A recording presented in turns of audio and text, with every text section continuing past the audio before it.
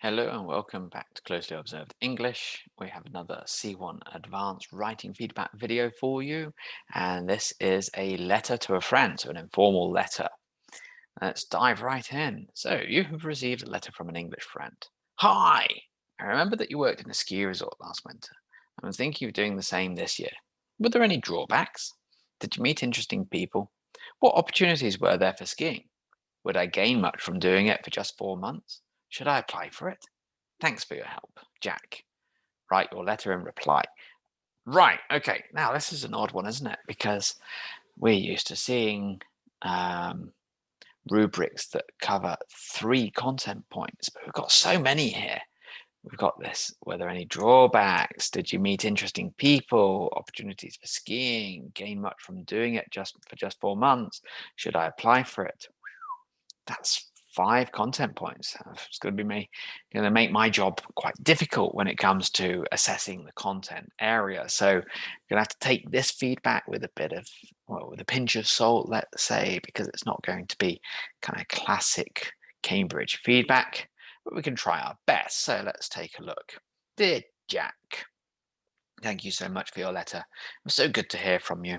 Sorry for not being in touch earlier, but I was preparing for my exams. I hope that life is treating you well. That's a nice start, isn't it? I'm really glad that you would like to apply for the job I've already done, so I can clarify everything for you. Probably the biggest disadvantage to working at a ski resort during the winter is the cold weather. I had a flu several times, so I recommend taking pills and drinking a lot of tea. Along with the coldness, the amount of snow is creating a big problem. Therefore, don't expect to have electricity all the time. On the subject of new acquaintances, building friendships among the staff would be not only wonderful but also helpful, since dealing with strangers and customers is not always easy, and your friends would be there to help you if there are any obstacles doing your job. As an employee there, you'll have the opportunity to go skiing after work, meaning you are allowed to enjoy the snow for 2 hours till dawn.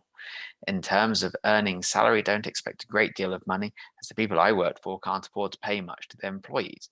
Saving up your remuneration from 4 months, you'll be able to pay your bills for 4 more months. Applying for the job requires strong determination and insusceptibility to coldness. Besides this, you shouldn't expect a big wage, as I already explained. I hope you found my letter helpful. No doubt you'll get the job. Yours sincerely. Right. So, well, I mean, with the content, everything's included, but I can't really say very much more in terms of how informed the target reader is going to be. So I'm just going to color that whole section in. Sorry about that. But, if you've got 3 content points, you can grade the content because that's what Cambridge tasks are like. This one is just odd. I mean, it's got the same font as well as a normal Cambridge task. It's just a very strange one. So, what about the communicative achievement? Well, this is an informal letter. So, we need proof of friendship. That's one of the main considerations to make here. And I think we have that. The first paragraph certainly does that. Thank you so much for your letter. All of this, that's good. The text needs to be consistently informal, and it's not quite got it. There are times where the student has lapsed into a bit of overly formal language, putting yours sincerely at the end. Now, I had a bit of an argument years and years ago with the director of studies at my school, who would fail a student who used the wrong formulae for letters. He would just say, "Nope, you failed." And Cambridge won't fail you for just putting yours sincerely. However, yours sincerely is too formal for this sort of thing. Formal letters end in yours faithfully or yours sincerely. Informal letters, best regards, best wishes, say hi to your mom, whatever. Not yours sincerely, though. And there are a few other places throughout the text where you have slightly overly formal language, like applying for the job requires strong determination and insusceptibility to coldness. Yeah, people who do this job need to be determined and shouldn't have much of a problem with the cold, something like that. You imagine talking to your friend and just writing down what you've said. That would be better. Otherwise, it's still quite difficult to grade the communicative achievement because complex ideas require space. And if you've got 5 content points to address in this sort of length of a text, it's difficult to do that. I'd say that generally it's not bad. We're going to go for a 3 here. Organization is generally okay. There are cases where sentence structure isn't quite right, word order isn't quite right. For example, this is good. Building friendships would be, but would be not only. So would not only be wonderful, but would also be helpful. Or yeah, would not only be wonderful, but also helpful. So some little word order problems as we go through, but generally it's not too bad. We have kind of cause and effect in several places, saving up your remuneration. You will be able to do some things. It's not bad. I would say that that's worth a 3. And then that brings us to the language. And I think here we've got a few places of kind of overextension. You've gone a little bit too far. There are also some like lower level things that need attention. T, it's only 3 letters, but it's T-E-A. And this is probably a pronunciation mistake as much as anything. Stuff would be just general items. We're talking about the people who work in a place, it's staff with an A.